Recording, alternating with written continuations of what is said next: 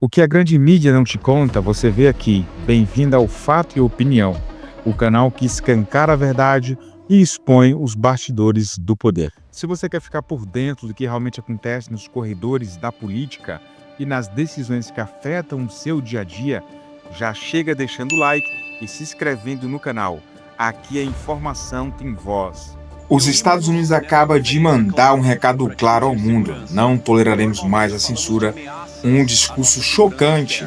Um representante do governo Trump denunciou o avanço da censura digital e os abusos contra a liberdade de expressão. O que isso significa? Será que veremos o início de uma nova guerra contra os globalistas que tentam controlar o que podemos dizer e pensar? O que isso representa para o Brasil e para o mundo?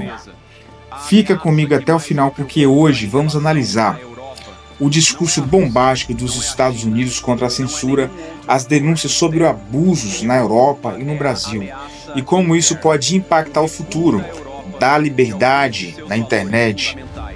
Valores compartilhados com o Sinwar. Fiquei surpreso ao ver um ex-comissário europeu na TV recentemente, parecendo feliz que o governo romeno tinha anulado uma eleição inteira. Ele alertou que, se as coisas não correrem bem, o mesmo poderia acontecer na Alemanha também. Agora, essas declarações arrogantes chocam os ouvidos americanos. Por anos, nos disseram que tudo o que apoiamos é pelos valores democráticos. Da política na Ucrânia à censura digital, tudo é dito como defesa da democracia. Mas com tribunais europeus cancelando eleições, devemos questionar nossos padrões. E digo nossos, porque acredito que estamos no mesmo time. Precisamos fazer mais que falar sobre valores democráticos. Devemos vivê-los. Na memória de muitos aqui, a Guerra Fria opôs democracia a forças tirânicas. Pense no lado que censurou, fechou igrejas e cancelou eleições. Eles eram os mocinhos? Certamente não. E graças a Deus eles perderam a Guerra Fria.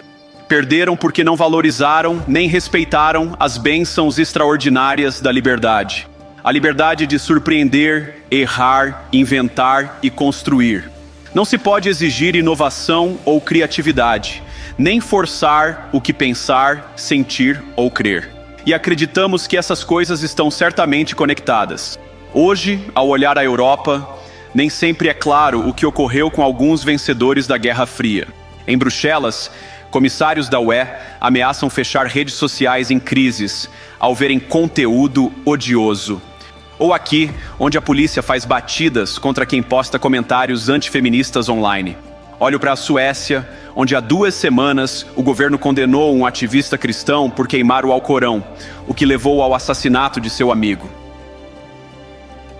E como o juiz do caso observou de forma assustadora, as leis suecas que supostamente protegem a liberdade de expressão não concedem de fato, e cito, carta branca para fazer ou dizer qualquer coisa sem risco de ofender o grupo que mantém essa crença.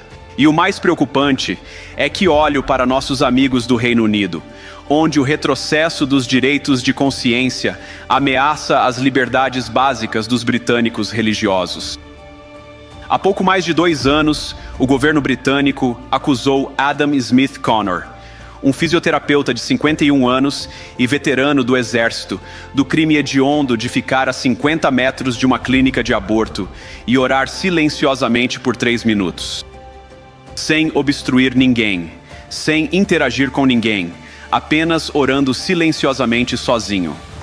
Após a polícia britânica avistá-lo e exigir saber pelo que orava, Adam respondeu que era pelo filho abortado anos antes com sua ex-namorada. Os policiais não se comoveram. Adam foi considerado culpado de violar a nova lei de zonas de exclusão, que criminaliza a oração silenciosa e ações que possam influenciar decisões a 200 metros de clínicas de aborto. Ele foi condenado a pagar 1.000 libras em custas judiciais para a acusação. Gostaria de dizer que foi um caso isolado. Um exemplo maluco de lei mal escrita sendo aplicada contra uma única pessoa, mas não. Em outubro passado, há poucos meses, o governo escocês começou a enviar cartas a cidadãos cujas casas ficavam dentro das chamadas zonas de acesso seguro, alertando que até oração privada em casa poderia infringir a lei. O governo pediu que denunciassem suspeitos de crimes de pensamento. Na Grã-Bretanha e Europa, a liberdade de expressão recua. No interesse da comédia, meus amigos, mas também no interesse da verdade, admito que às vezes as vozes mais altas pela censura não vêm da Europa, mas do meu próprio país, onde o governo anterior ameaçou e intimidou empresas de mídia social para censurar a chamada desinformação. Desinformação, como por exemplo a ideia de que o coronavírus vazou de um laboratório na China, nosso governo incentivou empresas privadas a calar quem ousou pronunciar o que se revelou uma verdade óbvia. Então, venho hoje não só com uma observação, mas com uma proposta. E assim como o governo Biden parecia desesperado para silenciar opiniões, o governo Trump fará o oposto, e espero que possamos colaborar nisso. Em Washington, há um novo xerife na cidade, e sob a liderança de Donald Trump, podemos discordar das suas visões, mas lutaremos pelo seu direito de expressá-las em público, concordando ou não.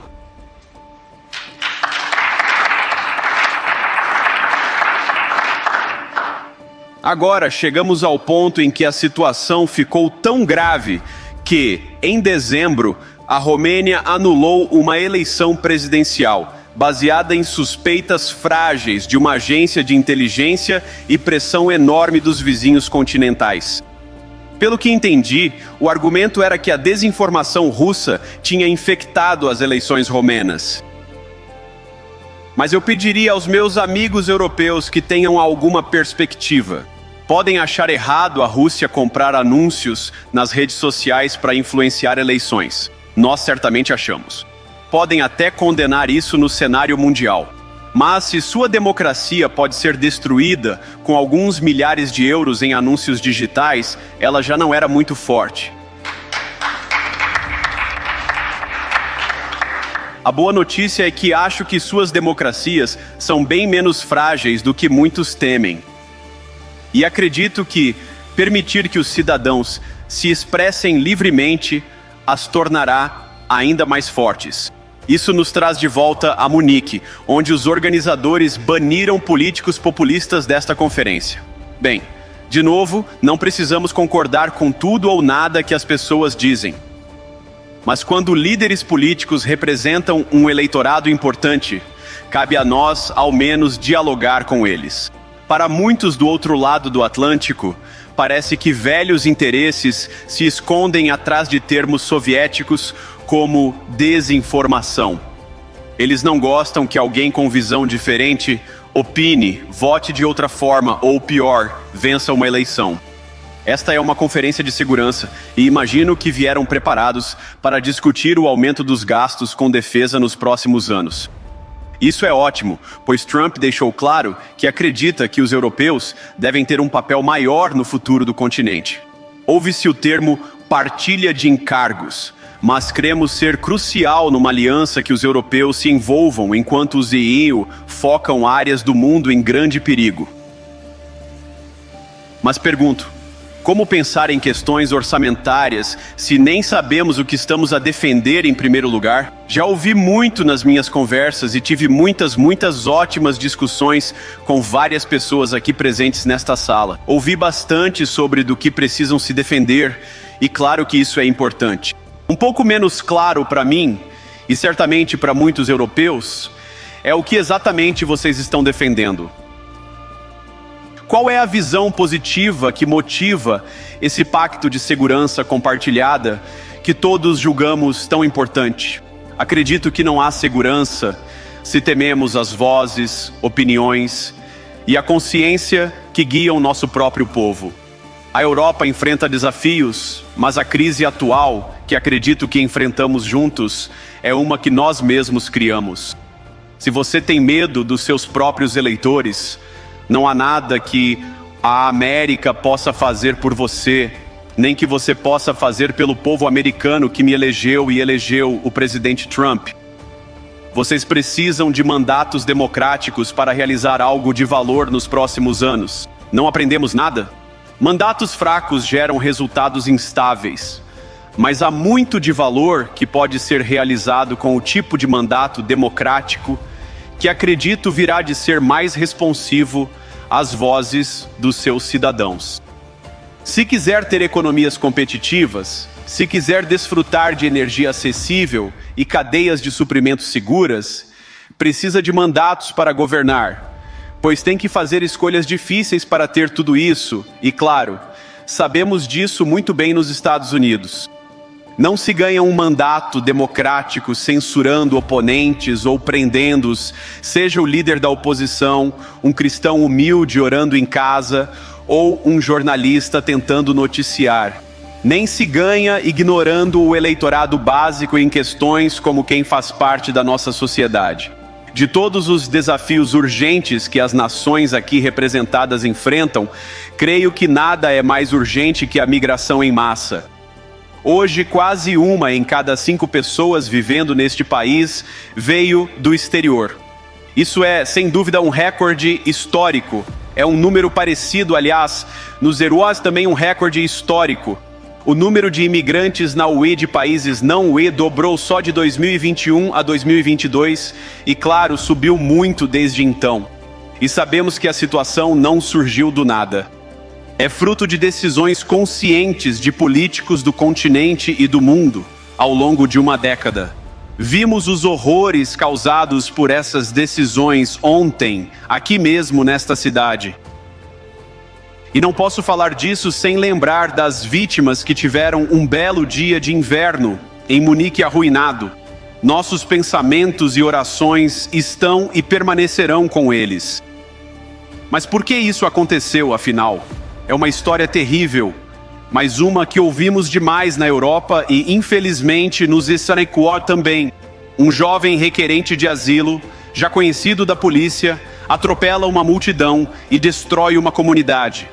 Quantas vezes sofreremos esses terríveis reveses antes de mudar de rumo e levar nossa civilização a uma nova direção? Nenhum eleitor deste continente votou para abrir as portas a milhões de imigrantes sem controle. Mas sabe no que eles votaram? Na Inglaterra votaram pelo Brexit. Concordando ou não, eles votaram. E cada vez mais na Europa votam em líderes que prometem acabar com a migração descontrolada. Eu concordo com muitas dessas preocupações, mas você não precisa concordar comigo.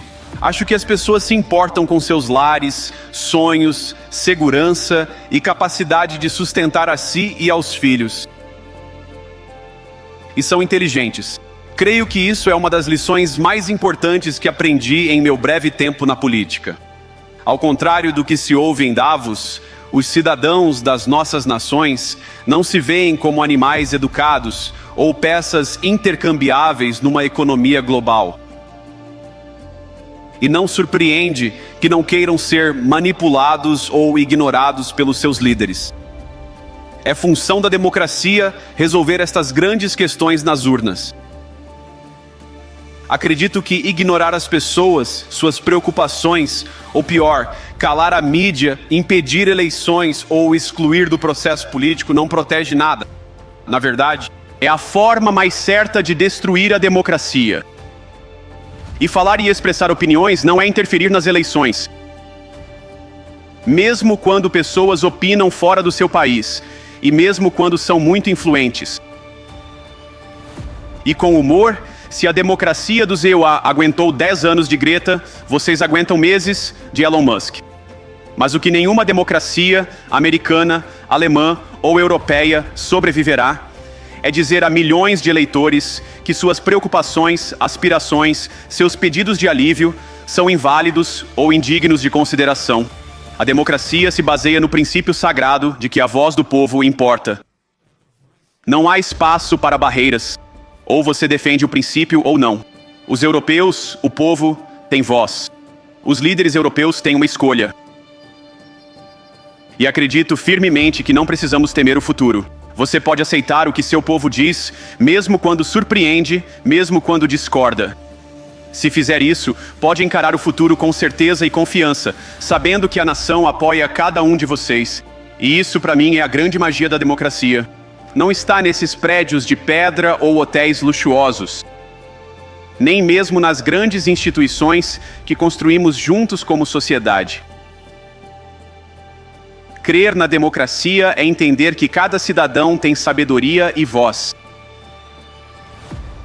Se nos recusarmos a ouvir essa voz, até nossas maiores vitórias garantirão pouco. Como disse o Papa João Paulo II, um dos maiores defensores da democracia, não tenham medo. Não devemos temer nosso povo, mesmo quando expressam opiniões contrárias à liderança. Obrigado a todos. Boa sorte a todos vocês. Que Deus os abençoe. Se esse vídeo te trouxe informações importantes, já sabe o que fazer. Curte o vídeo para ajudar a espalhar essa informação. Compartilhe com quem precisa saber da verdade. Inscreva-se no canal Fato e Opinião e ative o sininho para não perder nenhuma atualização.